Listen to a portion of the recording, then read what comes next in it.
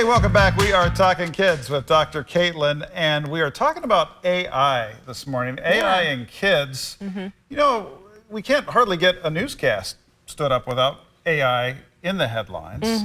Most of it's negative, but there are a lot of positives too. There can be, yeah, there can be a lot of positives. I mean, they've done a lot of studies that show that AI can increase creativity. It clearly can bring in a lot of information that you would formerly have to just, you know, search here, search there, search there. It can help kids with their learning as far as, you know, writing papers, although, you know, that is also one of those downfalls with the ChatGPT and plagiarism. That's something you need to be emphasizing to your teens. Like, if you use ChatGPT and it spits out a whole essay, you can use that as a tool, right, to kind of write your essay, but don't be just turning that in and, you know, not doing the work yourself. So that can be a problem that has been coming up. So yeah, definitely some good things, but certainly there are things that as parents we need to kind of be aware of and be monitoring, just like with any other sort of social media, internet type thing, right?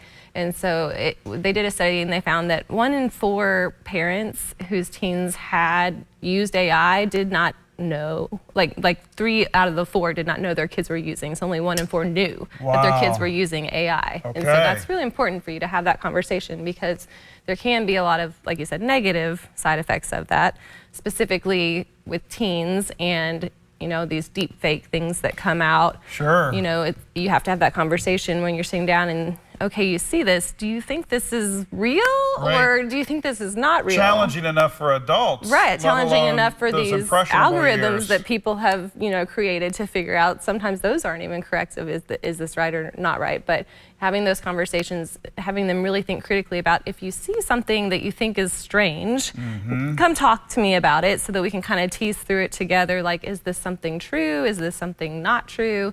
And then also just like the privacy issue, right? So, I mean, you know, there's been certain toys that kids have had that are recording entire conversations between parents and anyone around, and then sending that to third parties to gather information without people even knowing it. So making sure that you're still stressing to them, like, we don't want to be oversharing with these platforms. We don't want to be giving information that we don't want other people having, right? Because especially these little kids, you know, talking to Alexa, tell me this, you know, they'll sit there and have a whole conversation with Alexa. Well, there have been times I've walked in to talk to my teenager, and he's on the Oculus in a group game, and I don't realize, you know, what I'm saying to him is going out to, you know, half a dozen people in this thing. So there's a lot for parents to stay in front of, and that's a battle that is worth fighting every day. As we continue to get further and further behind the curve. Really good tools on Common Sense Media that just kind of talks about how to talk to kids about AI and how to monitor. So very good. Dr. Caitlynn, great advice as ever. Appreciate you.